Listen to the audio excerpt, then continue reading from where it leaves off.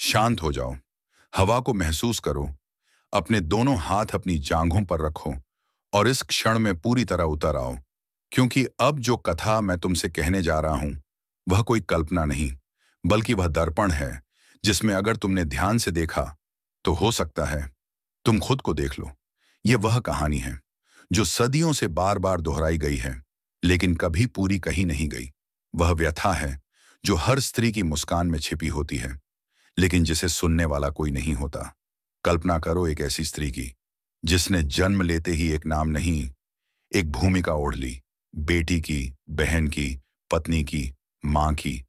लेकिन कहीं इन सब भूमिकाओं के बीच वह अपनी असली पहचान भूल गई। उसने प्रेम को पूजा की तरह निभाया, उसने समर्पण को कर्तव्य की तरह ओढ़ लिया। हर सुबह किसी और के लिए जगी, हर रात किसी और की चिंता में नींद खोई। उसने अपने सपनों को तकिए के नीचे दबा दिया और अपनी इच्छाओं को चाय की प्याली में उबाल कर पी लिया। उसके पास शब्द नहीं थे, क्योंकि हर बार जब वह कुछ कहना चाहती, उसकी आवाज को रिश्तों की दीवारों में कैद कर दिया गया। वह चुप रही, क्योंकि उसे सिखाया गया कि एक स्त्री की सुंदरता उसकी सहनशीलता में होती है। वह मुस्कुराती रही, क्योंकि उसे यकीन था कि शायद यही उसका भाग्य है। लेकिन एक दिन वह आईने के सामने खड़ी हुई। आईना धुंधला नहीं था, लेकिन उसके अंदर जो आंखें थीं, उनमें कोई प्रकाश नहीं बचा था।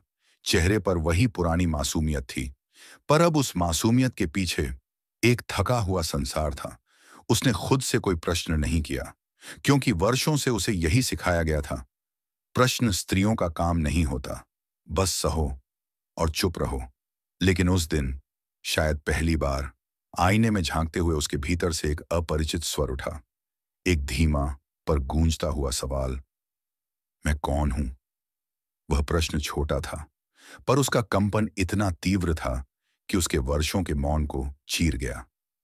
वह कांप उठी, न अपने शरीर से बल्कि अपनी आत्मा से, क्योंकि यह सवाल नया नहीं था।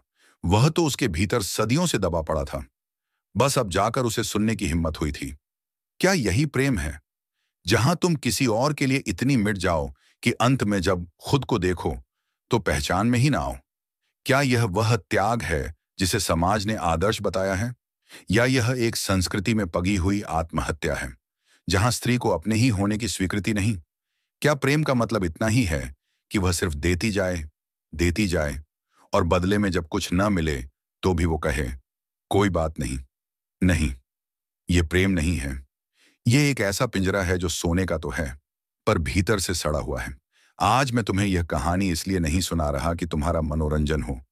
मैं तुम्हें यह इसलिए सुना रहा हूं कि शायद तुम भी कभी उस आईने के सामने खड़े हुए हो और खुद को ढूंढने की कोशिश की हो। और अगर ऐसा हुआ है, तो यह कथा तुम्हारी ही है। यह किसी एक स्त्री की नहीं, यह उस चेतना की कहानी है जो हर प्रेम करने वाली आत्मा के भीतर जन्म लेती है, लेकिन अक्सर मर जाती है, क्योंकि उसे कभी खुद से प्रेम करना सिखाया ही नहीं गया। अब जरा कल्पना करो, एक युवती जो उम्र से तो युवा थी, लेकिन उसकी आत्मा वर्षों पुरानी थी। उसके भीतर एक मासूम सी लौ थी, ऐसी लौ जो बुझाना किसी के बस में नहीं था, लेकिन धीरे धीरे वह खुद ही उसे ढकने लगी थी। क्यों? क्योंकि उसे लगा कि प्रेम में अपना सब कुछ लुटा देना ही उसकी सबसे बड़ी सुंदरता है। वह दिन जब उसकी मुलाकात एक पुरुष से हुई, उसकी आंखों में चमक थी, उसकी बातों में विश्वास, और उसकी मुस्कान में ऐसा आत्मविश्वास था जिसके आगे वह युवती एक फूल की तरह झुकती चली गई। उसने सोचा, यही है वह जो मुझे देखेगा, समझेगा, थामेगा, और शायद मुझे भी उतना ही चाहेगा जितना मैं उसे। पर प्रेम ने उसे बाहों में नहीं लिया, बल्कि धीरे धीरे उसे घुटनों के बल ला खड़ा किया। पहले वह छोटी छोटी चीजें छोड़ने लगी, अपने पसंदीदा रंग के कपड़े, अपनी वो किताबें जिनमें वह घंटों खो जाती थी, अपने पुराने दोस्त जिनके साथ हंसना उसे अच्छा लगता था। उसके निर्णय अब उसके अपने नहीं रहे। हर निर्णय अब उस पुरुष की पसंद से तय होता था। उसका खाना क्या होगा, वो किस समय उठेगी, किससे बात करेगी, कब मुस्कुराएगी और कब नहीं। धीरे धीरे उसके भीतर की वो लड़की जो बारिश में नाचना चाहती थी, जो चाय की खुशबू में कविता ढूंढती थी, जो छत पर बैठकर छाछ से बातें करती थी, वो चुप हो गई, क्योंकि उसे लगा कि यही तो है प्रेम का मतलब, खुद को भुला देना और किसी और में समा जाना। वह रोज उसी तरह मुस्कुराती थी, जैसे जीवन में सब कुछ ठीक है। लेकिन वह मुस्कान अब सजावट बन चुकी थी, भीतर से वह टुकड़ों में टूट रही थी। हर बार जब उस पुरुष ने अपनी जरूरतें सामने रखीं, उसने पूरा करने में देर नहीं की, और हर बार जब वह थक गई तो खुद को ही दोषी मान लिया। कभी आपने सोचा है कि कोई स्त्री इतना सहन क्यों करती है? क्यों वह बार बार खुद को मिटाकर किसी और की खुशी की मूरत गढ़ती है? क्योंकि बचपन से उसे यही सिखाया गया, अच्छी लड़कियां त्याग करती हैं, जो सहती है वही सच्चा प्रेम करती है, जो चुप रहती है वही समझदार होती है। और यह त्याग धीरे धीरे उसके भीतर से उसकी पहचान छीन लेता है। वह युवती जो कभी जोर से हंसती थी, अब धीमे धीमे मुस्कुराती है, क्योंकि उसे डर है कि कहीं उसकी हंसी किसी को चुभ न जाए। वह जो कभी अपने सपनों के बारे में बातें किया करती थी, अब उनके बारे में सोचने से भी कतराती है, क्योंकि उसे सिखा दिया गया है, स्त्री के सपने शादी के बाद बदल जाते हैं। और फिर एक रात आती है जब वह अकेली खड़ी होती है, छत पर खामोश हवा के साथ, और अचानक किसी वाक्य की आवाज उसे भीतर से चीर देती है। तुमने मेरे लिए किया ही क्या है? सुनने में यह वाक्य साधारण लगता है, लेकिन जब किसी ऐसी स्त्री के कानों में पड़ता है जिसने अपनी हर सांस किसी और के नाम की हो, तो यह वाक्य एक तीर बन जाता है जो उसके आत्मसम्मान को बींध देता है। उस क्षण वह स्त्री खामोश नहीं होती, बल्कि उसके भीतर कुछ फूटता है, कोई पुराना चक्र टूटता है और एक नई चेतना जन्म लेती है। वह जानती है कि कुछ बदलेगा नहीं, पर अब वह खुद बदलना चाहती है, क्योंकि प्रेम यदि उसे खाली कर रहा है तो वह प्रेम नहीं है, वह एक सौदा है जिसमें वह खुद को गिरवी रख चुकी थी। उस रात कुछ बदला था। न तारों की रोशनी बदली थी, न हवा की दिशा, न ही चांदनी की कोमलता, लेकिन उस स्त्री के भीतर एक ऐसा तूफान जन्म ले चुका था जिसका शोर बाहर सुनाई नहीं देता था, लेकिन भीतर हर दीवार हिल रही थी। वह चुपचाप कमरे में आई, अपने पैरों को देखती रही, जैसे किसी युद्ध से लौटी हो जिसमें उसने अपनी आत्मा को ही दांव पर लगा दिया था। अब वह केवल स्त्री नहीं थी, अब वह प्रश्न थी, अब वह चीख थी जो वर्षों से उसके गले में अटकी हुई थी। लेकिन आज पहली बार उसने खुद से पूछ लिया, मैं कौन हूं? यह सवाल आसान नहीं था, क्योंकि इसके उत्तर में वह अपने पूरे अतीत को झांकती देख रही थी। उसके भीतर अब दो आवाजें थीं, एक जो चुप रहने की आदी थी, जो कहती थी सब चलता है, तुम ठीक हो, और दूसरी जो पहली बार जन्मी थी और चीख रही थी, क्यों सह रही हो? तुम्हारा भी कुछ मूल्य है। वह आईने के सामने खड़ी हुई, चेहरे पर वही सादगी थी, लेकिन आंखों में एक नई आग थी, धीमी पर लगातार जलती हुई। उस आग में कोई गुस्सा नहीं था, बल्कि वर्षों से संचित सवालों की राख थी। उसे पहली बार यह महसूस हुआ कि वह केवल एक भूमिका बनकर रह गई थी, एक बेटी, एक प्रेमिका, एक पत्नी, लेकिन खुद क्या थी? यह सवाल कभी पूछा ही नहीं। क्या उसका अस्तित्व सिर्फ किसी के दिन को आसान बनाने भर के लिए था? क्या उसकी मुस्कान इसलिए थी ताकि कोई और सुकून में रहे? क्या उसकी चुप्पी इसलिए थी ताकि कोई और अपनी आवाज ऊंची कर सके? ये विचार अब उसके भीतर गर्जना कर रहे थे। हर बीता हुआ साल, हर चुप रह गया पल अब लौट लौट कर कह रहा था, अब बहुत हुआ। वह सोचने लगी, क्या प्रेम का मतलब यह है कि जब तक तुम सब कुछ देती रहो तब तक ही तुम्हारी कद्र हो, और जैसे ही तुम थक जाओ तुम स्वार्थी कहलाई जाओ? नहीं, प्रेम ऐसा नहीं होता। प्रेम वह होता है जो दोनों को उंगने देता है, ना कि एक को काट कर दूसरे को ऊंचा खड़ा करता है। और उस रात जब वह बालकनी में खड़ी थी, ठंडी हवा उसके गालों को छू रही थी, तो उसे वह आवाज सुनाई दी, अपने ही दिल से निकलती हुई आवाज, मैं अब खुद से भागूंगी नहीं, मैं खुद को सुनूंगी, खुद को अपनाऊंगी, खुद से प्रेम करूंगी। वह जानती थी यह राह आसान नहीं होगी। समाज सवाल करेगा, लोग ताने मारेंगे, रिश्ते टूट सकते हैं। पर इस बार वह टूटने से नहीं डर रही थी, बल्कि झूठे जोर से डर रही थी, क्योंकि यह पहली बार था जब उसने अपने भीतर की आवाज को बिना डर के सुना था। यह पहली क्रांति थी, शब्दों में नहीं, संवेदना में। कोई नारा नहीं था, कोई आंदोलन नहीं था, बस एक मौन संकल्प, अब मैं खुद को खोने नहीं दूंगी। जब भीतर तूफान उठता है तो अक्सर बाहर सब शांत लगता है। इसी शांति में वह स्त्री अगली सुबह उठी, बिल्कुल वैसे ही जैसे हर दिन उठती थी। उसने नाश्ता बनाया, कपड़े तह किए, घर के कोनों को साफ किया और उन सभी जिम्मेदारियों को निभाया जिन्हें वह वर्षों से निभाती आ रही थी, बिना कोई सवाल किए। लेकिन आज उसके भीतर हर काम एक बोझ बन चुका था, क्योंकि अब वह मशीन नहीं रही थी। अब वह चेतना थी जो जाग चुकी थी।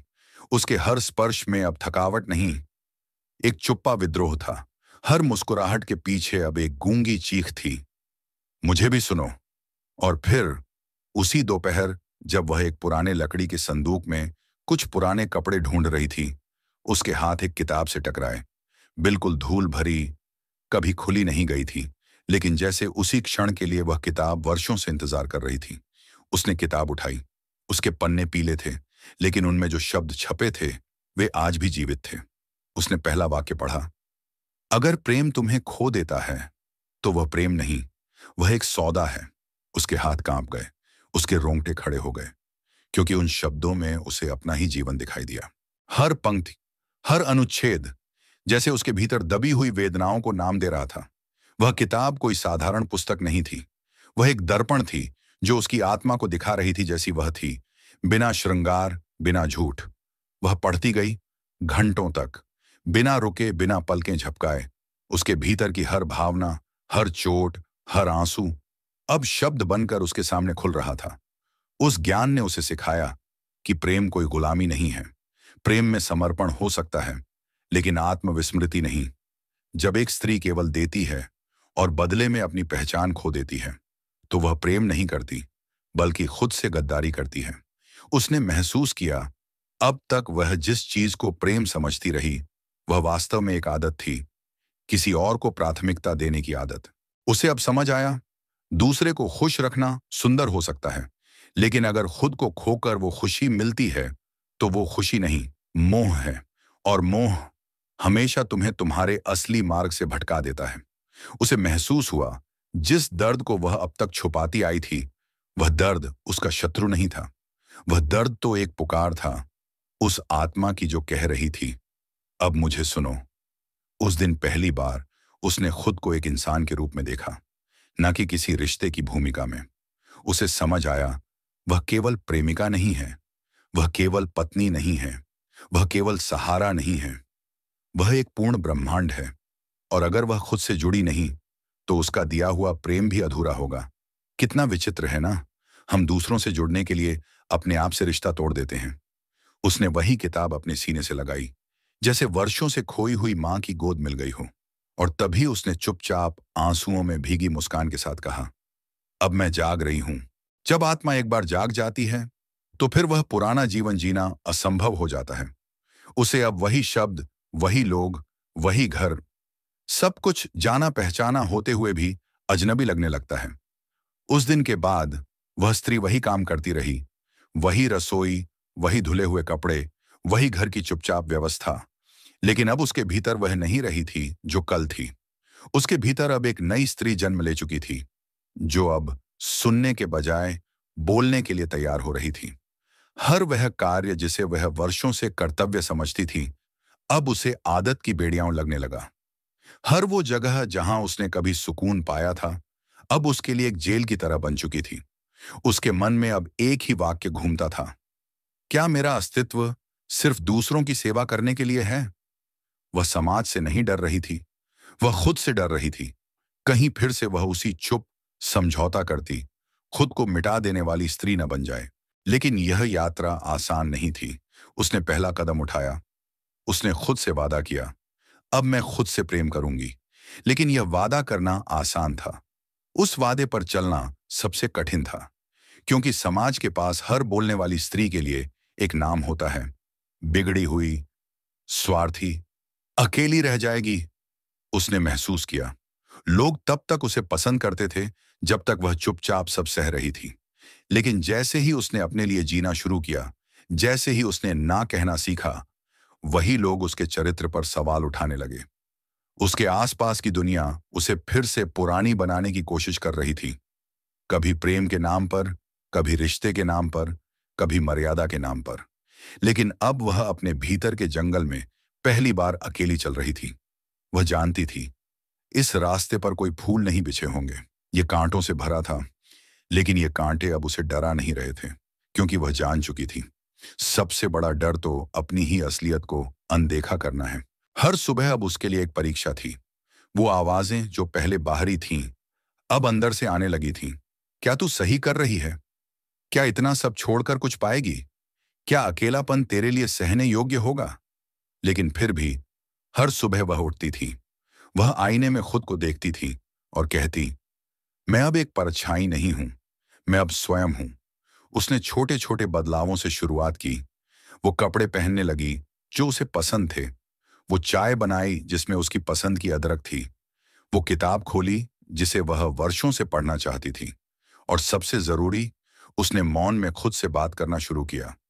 ये बदलाव छोटे लग सकते हैं, लेकिन किसी स्त्री के लिए जो वर्षों से दूसरों के लिए जीती आई हो, यह क्रांति से कम नहीं थे। अब वह फिर से जीने लगी थी, लेकिन इस बार किसी और के लिए नहीं, अपने लिए। कई बार परिवर्तन का सबसे कठिन हिस्सा परिवर्तन नहीं होता, बल्कि उसे स्वीकार करना होता है। उस स्त्री ने अब खुद से एक वादा किया था। वह अब खुद को खोकर नहीं जिएगी। लेकिन यह निर्णय लेना जितना आसान था, उसे जीना उतना ही जटिल। अब जब वह सुबह उठती, तो सबसे पहले अपनी ही सांसों को महसूस करती। ना कोई जल्दबाजी, ना किसी और की आवाज, सिर्फ वो और उसका भीतर। पहले उसकी सुबह किसी और की चाय से शुरू होती थी, अब उसकी सुबह उसकी अपनी खामोशी से होती थी। पहले वह दिन भर किसी और के लिए भागती थी, अब वह धीमे चलती थी, जैसे हर कदम अपने भीतर की यात्रा हो। और इसी बदलाव के साथ एक नई चीज उसकी जिंदगी में आने लगी थी। सवाल, रिश्तेदार, दोस्त, पड़ोसी, सब अब उसकी बदली हुई आंखों को देखकर कभी हैरानी, कभी संदेह और कभी आलोचना करते। इतनी अच्छी जिंदगी थी, फिर क्या कमी रह गई? इतना सब छोड़कर क्या मिलेगा? अब कौन सा निभाएगा? वह सुनती रही, हर शब्द, हर कटाक्ष, और मुस्कुराती रही, क्योंकि अब उसके पास इन सभी सवालों का सिर्फ एक उत्तर था। अब मेरी जिंदगी में मैं हूं। उसके चेहरे पर एक अलग चमक आ गई थी। न वह किसी के प्रेम में थी, न किसी तिरस्कार में। वह खुद की पहचान में थी। उसने अब उन पुराने सपनों की ओर देखा जिन्हें कभी समाज ने अप्रासंगिक कहकर दफन कर दिया था।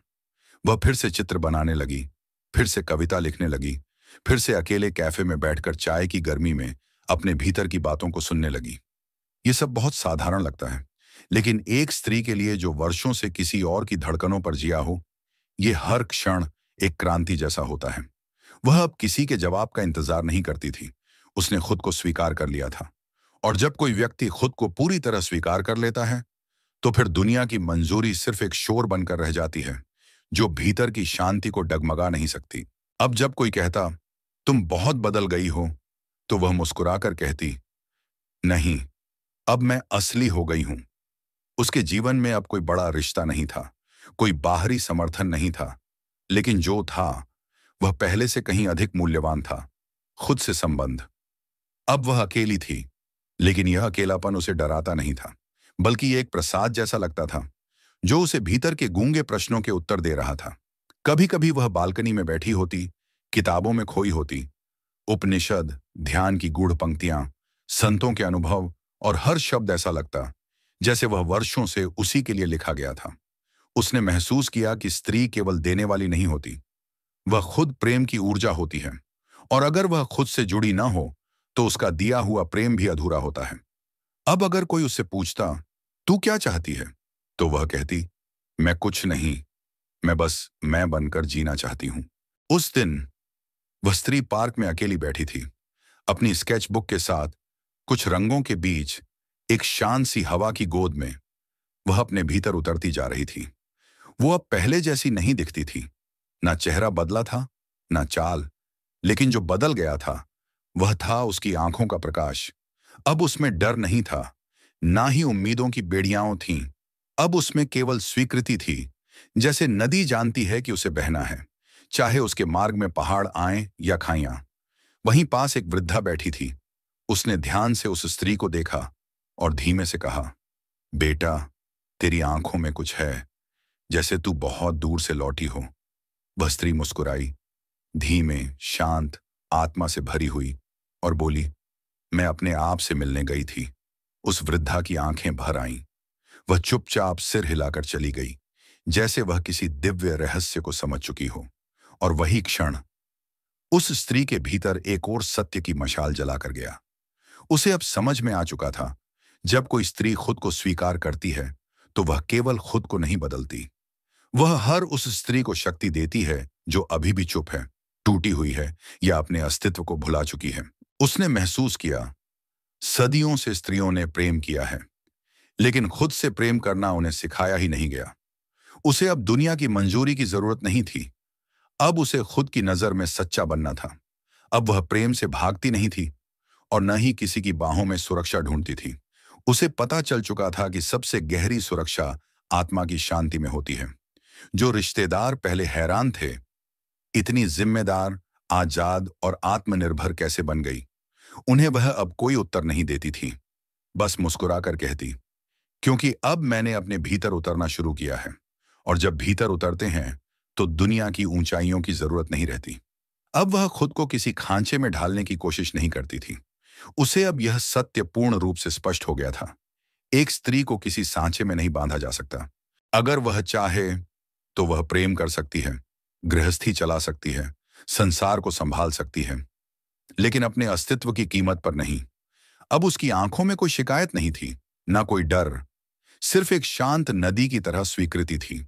अब वह हर सुबह अपने भीतर एक सूरज के साथ उठती थी, जो बाहर नहीं, भीतर से रोशनी देता था। और अंत में उसने खुद से एक आखिरी वादा किया, मैं सबको दे सकती हूं, लेकिन खुद को खोकर नहीं। मैं प्रेम कर सकती हूं, लेकिन पहले खुद से। उसी दिन जब वह अपने पुराने जर्नल में कई वर्षों बाद कुछ लिखने बैठी, तो उसने केवल एक पंक्ति लिखी, स्त्री अगर सब कुछ देकर भी खाली रह जाए तो उसे सबसे पहले खुद को देना सीखना होगा। उस पंक्ति में आंसू भी थे, अभिमान भी, और एक नए जीवन की चमक भी। तो अब मैं तुमसे पूछता हूं, तुम जो यह कहानी सुन रहे हो, क्या कभी तुमने खुद को खोया है? किसी रिश्ते में, किसी उम्मीद में, किसी ऐसे प्रेम में जहां तुमने खुद से मुंह मोड़ लिया? अगर हां, तो जान लो, यह कहानी सिर्फ एक स्त्री की नहीं है, यह कहानी तुम्हारी भी है। क्योंकि हम सब के भीतर एक ऐसी आत्मा है जो चुपचाप सब देती है, लेकिन कभी खुद से मिलने नहीं जाती। अब वक्त आ गया है खुद को गले लगाने का, खुद से प्रेम करने का, खुद के साथ बैठने का। क्योंकि जब तुम खुद को स्वीकार करते हो, तो तुम्हें कोई और स्वीकार करे या ना करे, तुम्हारा आकाश खुल जाता है। अगर यह कथा तुम्हारे भीतर कोई स्पंदन पैदा कर गई है, अगर तुम्हारे भीतर भी कोई प्यास जगी है, तो मैं तुम्हें आमंत्रित करता हूं इस यात्रा को जारी रखने के लिए। स्टोइक बुधा तुम्हारा स्थान है।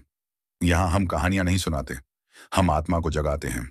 तो जुड़ो इस क्रांति से जो बाहर से नहीं, भीतर से शुरू होती है।